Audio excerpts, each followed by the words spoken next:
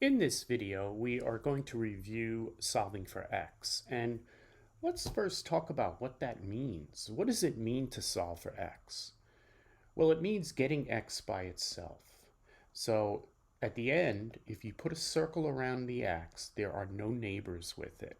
There's no coefficients out front. It's not in a fraction, etc. So that's what it means. So when we start out with these equations, x is going to have neighbors. But by the end, when you solve, it has to be completely by itself. Okay, let's talk about how to do that. In this first problem, we have x and we have a neighbor that's being added to it. So the whole idea here is to try to get rid of this neighbor. And the way we're going to do that is we're going to neutralize this to 0. So how do you do that? If you have positive 5, the way to neutralize that and make it be 0 is to subtract 5. But you have to do the same exact thing to the opposite side of the equation. So here, this 5 minus 5 becomes 0. This 10 minus 5 becomes positive 5, and our final answer is x equals positive 5. Now, that is one way to do it, but perhaps a more efficient way, a cleaner way, a more expeditious way is to do the following. In your mind, or at first, you can literally do this. You put a box around the neighbor, including its sign. And what you do is you lift it and you bring it to the opposite side of the equation and you flip that sign. So what started out as a positive 5 on the left side of the equation becomes a negative 5. This is now gone because it's been lifted and removed, and your final answer is going to be x equals positive 5.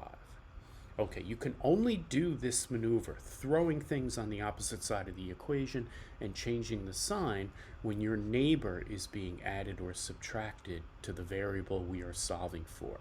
For example, in our next problem, we cannot do that. We cannot take this 2 and throw it over. Only works when you're dealing with a plus or a minus neighbor and you flip it over and flip the sign. Okay, so how do we handle this one beneath? Well, we're going to neutralize this neighbor, but in a different way. Here, when we initially subtracted 5, we neutralized this to 0. This one we're going to neutralize by dividing by the neighbor. And it has to be exactly the same. If that's a negative 2, you have to divide by negative 2. And the reason is, whenever you have something in the numerator that matches the denominator, you can cancel them and make that a 1, and 1 times x is effectively x. Got to do the same thing on the opposite side, and our final answer is x equals 6. Okay, suppose someone raises their hand and says, you know, I don't like the way you did that last problem. I don't think x equals 6. How would you defend that? Well, if you feel that the answer is x equals 6, the way you would defend your answer is to plug that in.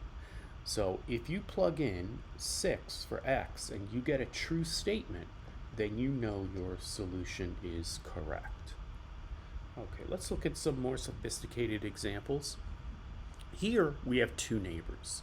Now, whenever you have 2 neighbors and one of them is being added and the other one is multiplied to your variable, you always go after this one first. The way I describe it is, picture a tree, an apple tree.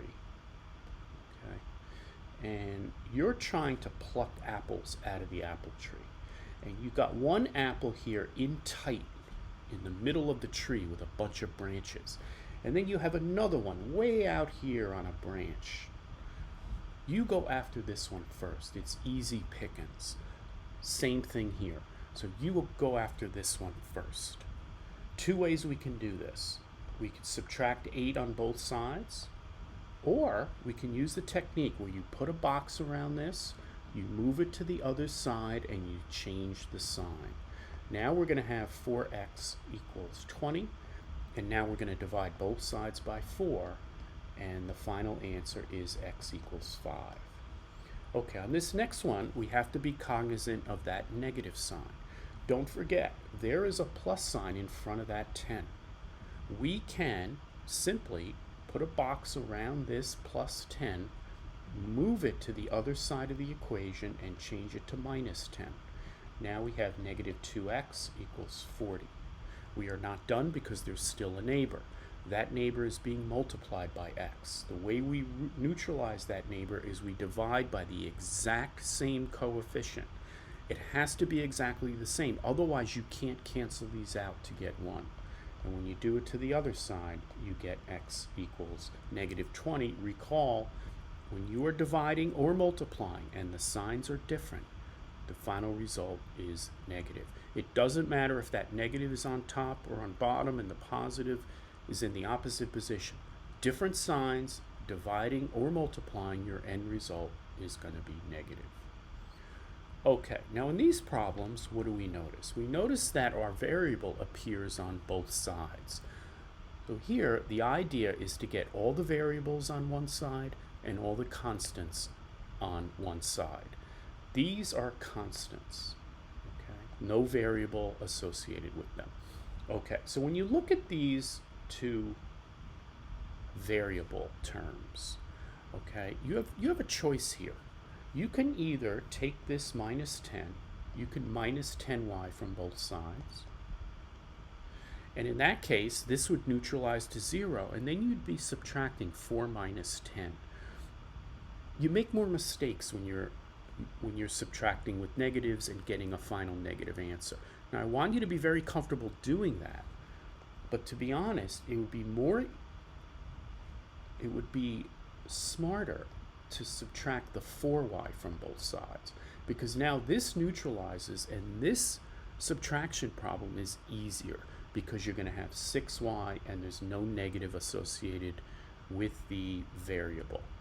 Okay, now, so we're going to have 6y on the left side. We're going to put a box around this plus 8. We're going to move it to the opposite side of the equation, and we're going to change the sign to minus 8. And 44 minus 8 is going to be 36, and y is going to equal 6. Okay, this next problem is very similar. You have the variable on both sides of the equation. Now, before you start moving the z terms, the variable terms, to either side of the equation, look at what we have here. We have 3z here and negative 2z here. We can combine those first. So 3z minus 2z is just going to be 1z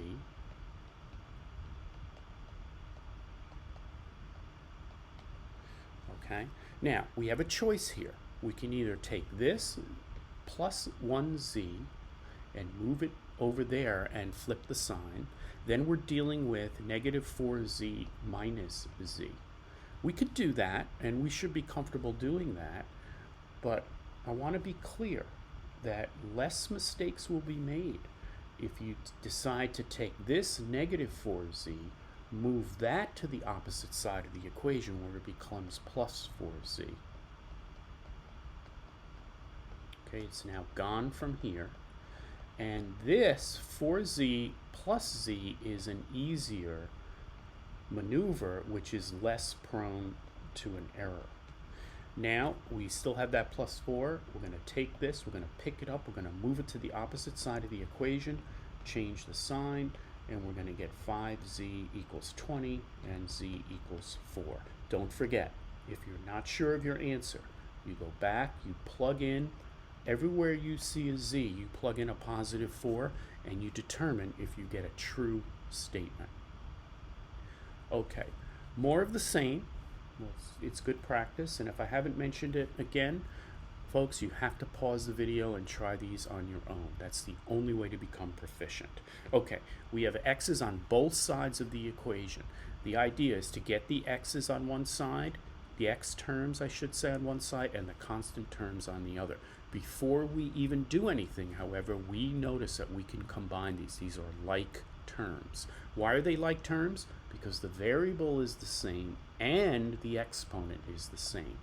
If we had an x squared term in here, we would not be able to combine this with either of those, despite the fact that they share the variable. They do not share the exponent. So combining like terms has very strict criteria. Not only the variable has to be the same, but the exponent has to be the same. So negative 7x Minus 3x is going to be negative 10x plus 2 equals negative 8x minus 8. I think it's going to be easier to take this minus 10x, bring it to the other side, change it to plus 10x. Every time you cross the equal sign, you change the sign. This is now gone. We're going to have 2 equals positive 10x minus 8x, which is going to simplify to 2x minus 8. We're now going to take this minus 8 and its sign, circle it, bring it to the opposite side of the equation, and we're going to get plus 8 plus 2 equals 2x, and x will end up being positive 5. Okay, got to be careful about negatives here. Got to get the x terms on one side and the constant terms on the other. Okay, before we do anything, we can combine these. X minus 4x is going to be negative 3x. I think it's easier to put a circle or a box around this minus x, bring it to the other side and get plus x. You'll have negative 8 equals negative 2x. You divide both sides by negative 2. Whenever the signs are the same, if you are multiplying or dividing and the signs are the same, the final answer is positive. So we're going to get positive 4. Okay, here we have to distribute first. When you are presented a problem like this, you cannot do anything. You can't combine x's or constants until you get rid of these parentheses. You can't invade these parentheses and do anything with them. You can't take this plus 7 and combine it or do anything until you get rid of those parentheses. Let me show you how I like to handle distribution. Okay? If you've ever been to the dentist and he or she has focused on a tooth, okay? And if he or she really wants to focus on that tooth, sometimes what they'll do is they'll take a ring, okay? A silver ring, and they'll put it around the tooth to kind of seclude the tooth from the surrounding dental structures. That's what I want to do here. Okay, I want you to put a dental ring around this number out front. In addition, I want you to put a ring around what's inside the first term. These are both terms because they're separated by a plus or a minus sign. I want you to put a dental ring around this term and its sign, and I want you to focus on negative 3 times positive x. That's going to give you negative 3x. Okay, we could take this first dental ring off. Sorry, that eraser is too big. So we initially had negative 3x. Now you keep that dental ring because we're going to use it again. Now you put a ring around the second term and its sign, and then you envision multiplying those two. When you're multiplying two negatives, whenever the signs are the same and you are multiplying, the end result is positive 3. Okay, here I'm going to add a plus x there. I'm going to put a circle around the plus 8 and around the plus x, and I'm going to multiply those two. That's going to be plus 8x. I'm going to do the same thing to that negative 3. I'm going to put a ring around the term and its sign, and I'm going to do plus 8 times negative 3, and that's going to be 24. Folks, remember, the sign is always before the integer. Okay, so going back to the beginning of this, be careful. When you had just the x minus 3, okay, let's rewrite this down here. Be careful. This is wrong. That is not the sign with the x. It's always the sign that precedes it. And if there's no sign there, you know that that means it's positive. So whenever you do your dental ring, you're including the sign that precedes the integer in question. Let's continue. Nothing to distribute here. Okay, now, what's going on here? We have x terms, okay? This is a x term. Okay, this is a term, that's a term, that's a term. Terms are entities that are separated by a plus or a minus sign. Okay, so we have terms that contain the variable x on both sides of the equation. We want to put all the terms with the x on one side and all the constant terms on the other side. So let's see if we have any like terms that we can combine. Negative 3x plus 8x. They have the same variable and the same exponent. What's the exponent on that x? It's a hidden 1. Okay, so yes, we can combine them, and they combine to a positive 5x. We can also combine the positive 3 and the negative 24. If it helps you, you can use the dental ring maneuver here as well, where you circle the integer and the sign that immediately precedes it, and you focus on adding these two. Whenever you are adding integers and the signs are different, you subtract big minus small, and then you take the sign of the larger integer. Signs are different. We're going to subtract big minus small. We're going to get 21, and we're going to keep the sign of the larger integer. On the other side, we see that 6x minus 5x simplifies to 1x, and then we have plus 7. Okay, so now we have x terms still on both sides. What's the easiest thing to do? We want to keep the coefficient with the x term positive if we can. So in that case, I'm going to subtract x from both sides. Okay, or said another way, I'm going to take this positive x and I'm going to bring it to the other side, and I'm going to change the sign. It's gone from here. 5x minus x is 4x. I'm now going to take that negative 21. I'm going to move it to the other side and change it to a positive 21. We're going to get 4x equals 28 and x equals 7.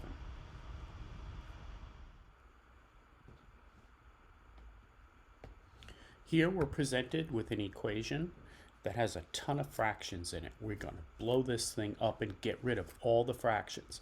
First thing is, I notice we have a fraction interacting with a non-fraction. I'm going to change that non-fraction to a fraction. So we're going to have 4/5 times x over 1, and that's going to give me 4x over 5. I like this orientation better than that. So let's go ahead and clean this up, and we're going to bring everything down here as is. Okay. Next thing I want to do is I want to figure out what I can multiply everything by, every single term, to get rid of those fractions.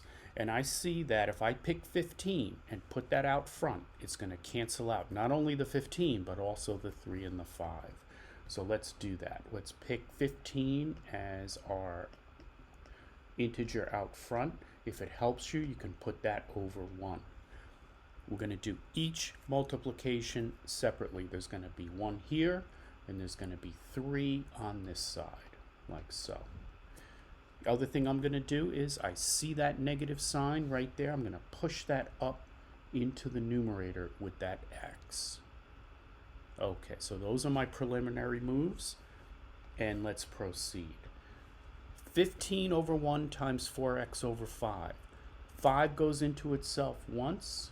5 goes into 15 3 times.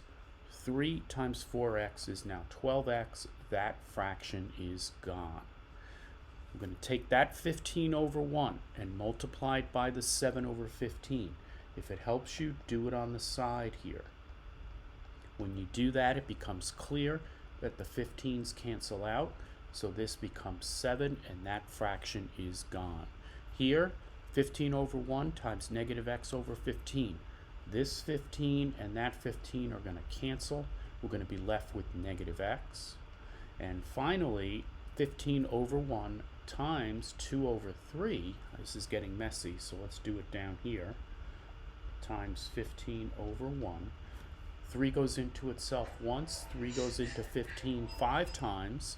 We have 1's in the denominator, which means that fraction is effectively gone. 2 times 5 in the numerator, and we have plus 10. This is what we're left with. Folks, you now know how to solve that. So let's move on. Here, immediately, We have a fraction facing a fraction with an equal sign in the middle. That is a license. That gives you permission to cross multiply. Very powerful technique in solving for x. Now we got to be careful here because this is a binomial. A binomial means two terms, just like a bicycle is a vehicle with two wheels. So this is pretty straightforward. We're going to have 4 times 6y. Don't forget our equal sign. And then we're going to have these two being multiplied by each other. So we're going to have 2y minus 9 in parentheses, because it's a binomial, times 3. Okay, let me bring that out a little bit into the screen, like so. All right, if it helps you, if you want to, you can go ahead and switch the order of these. You can put the 3 out in front, but we're used to now multiplying, distributing in this direction. 4 times 6y is 24y. 3 times 2y is 6y. We're going to put a ring around here, a ring around here. Positive 3 times negative 9 is negative 27. We're now going to take this positive 6y, move it on the opposite side of the equal sign. It becomes a negative 6y. 24y minus 6y is 18y, and we're left with negative 27. We are not done yet because we have to divide both sides by 18. Let's do that. We're going to get a fraction, and let's see if we can reduce it. So we're going to divide both sides by 18, and our final answer is going to be negative 27 over 8. Let's break down that fraction.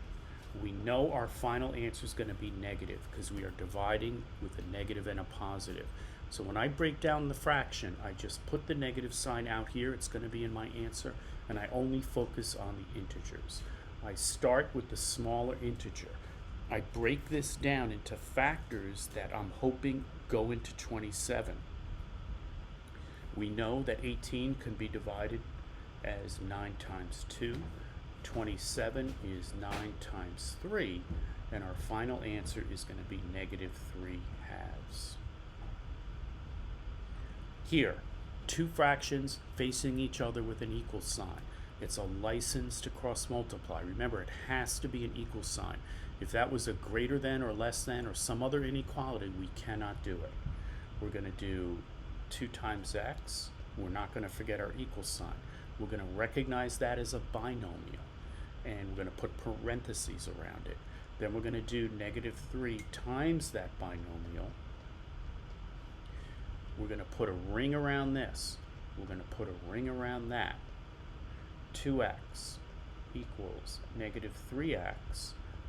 Ring, negative 3 times positive 5 is negative 15. We're going to get all the x terms on the same side of the equation. We're going to move this, change it to positive 3x. It's going to give us 5x equals negative 15. Eventually, x equals negative 15 over 5. We know our final answer is going to be negative. I'm going to put it over here. I'm going to break 15 down into 3 times 5 over 5, cancel them out, and our final answer is negative 3.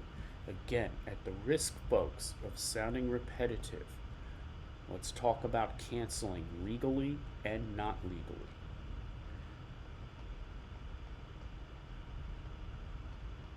I'm going to give you 3 scenarios. You tell me.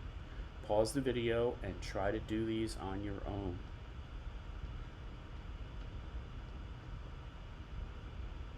Okay. Upper left, we are not allowed to cancel these x's. That is illegal. Why? Because that's a plus sign. You have to have multiplication going on. Okay, so that is illegal. Here we have multiplication going on between the 3 and the x. That allows us to cross out those x's and make x over x equal to 1. Final answer 3. Here, okay, we are multiplying. That lets us cross out these 3's. but I want to make it clear. If we were talking about something inside the parentheses, we are not allowed to cancel. Let me show you what I mean. If we had this, for example,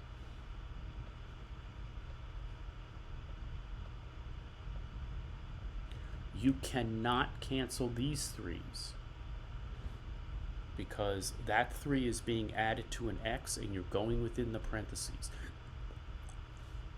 Folks, let's finish up this video and talk about when it is legal to cancel and when it is not legal. And again, I think if you break down fractions the way I alluded to earlier in the video, it helps you understand this process. So let's again review how I like to simplify these fractions. When I'm reducing a fraction, I look at the smaller number. And when I look at 36, I don't see 36. What I see when I'm looking at that 36 is I see 2 times 18. I see 3 times 12. I see 6 times 6. And I ask myself, do any of these factors go into the denominator? And if they do, I try to pick the biggest one possible because that'll get me to my answer quickest. So let's use 6. Let's break down 36 into 6 times 6. We know that 6 goes into 42 7 times. And we are allowed to cross out those 6's because we are multiplying. Final answer is 6 over 7. Next one. When I look at that 12, I don't see a 12. I see 2 times 6. I see 3 times 4. And I ask myself, are any of these factors, any of them, do any of them go into 20? And if there are multiple ones, I pick the biggest one. So I know that 4 goes into 20, so I'm going to break down this 12 into 4 times 3, and the 20 is broken down to 4 times 5. We are allowed to cancel, and our final answer is 3 over 5. Okay, let's look at some expressions. These are expressions because there is no equal sign. This is not an equation. This would be an equation because you have an equal sign and you have a right and a left side. But if you're just given this is called an expression. And sometimes you are asked to simplify an expression. So, are we allowed to cancel here? The answer is yes, because these are being multiplied up top. So this crosses out, becomes 1. Our final answer is 6. How about down here? Are we allowed to cancel those 45s? Answer, no. That's because we have a plus sign down here. This is an illegal maneuver. If we're asked to simplify that, we just rewrite it as is, and we say cannot simplify. Okay, let's see if I have any more. Yes, I do. Okay. Here, folks, we are multiplying. So when we're multiplying, we're allowed to cancel out these factors out here. We are not allowed to go inside the parentheses, however. So here we would ask ourselves, how many times does 2 go into itself? The answer is 1. How many times does 2 go into 4? The answer is twice.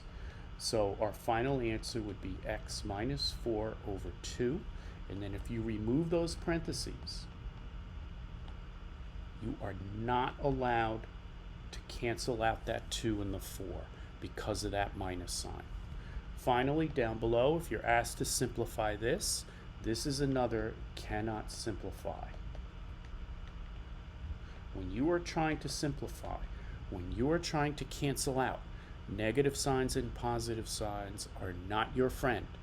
Multiplication signs are your friend, as long as you're working outside of the parentheses.